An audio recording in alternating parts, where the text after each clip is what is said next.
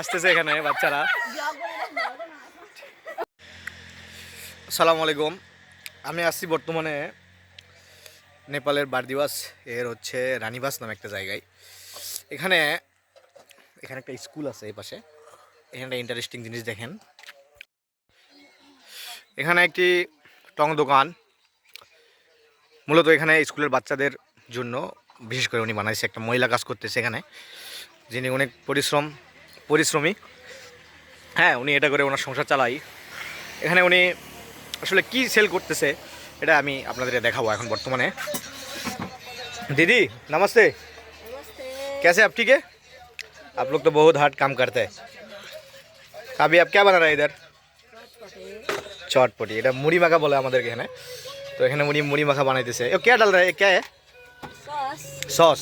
ঠিক আছে, বানাও। এখানে মুড়ি ঢালছে, ওখানে উনি তেল ঢালতেছে। तेल। হ্যাঁ, আলু দিছে, চানাচুর দিছে, আমাদের দেশের মতোই আর কি। উনি মুড়ি মাখা বানাইতেছে, এটা করে উনি সংসার চালাইতেছে। इधर वो कितना रुपए का बना रहा है? कितना रुपए का? कथी कथी 50। পেসাস? 50 টাকার বানাইতেছে উনি। দেখেন তার ডং দোকানটা। আসলে আমরা জীবনে বলি যে আসলে আমি জীবনে কিছু করতে পারতেছি না। দেখেন এখানে কিন্তু উনি শুরু করছে। হ্যাঁ, আমি এটা দেখাইতেছি আসলে যে আপনারা কিছু একটা শুরু করেন জীবনে। দেখেন এখানে মুড়ি মাখা বিক্রি করেও কিন্তু এখানে ফুচকাও পাওয়া যায়। উনি এটা বিক্রি করে কিন্তু ওনার সংসার চালাইতেছে। ও दिन में कितना सेल होता है आपका तकरीबन? 11-12 হাজার। 100 11-12 तो 1100-1200 টাকা ওনার বিক্রি হয়। तो महीने में कितना कमा सकता है उसमें से?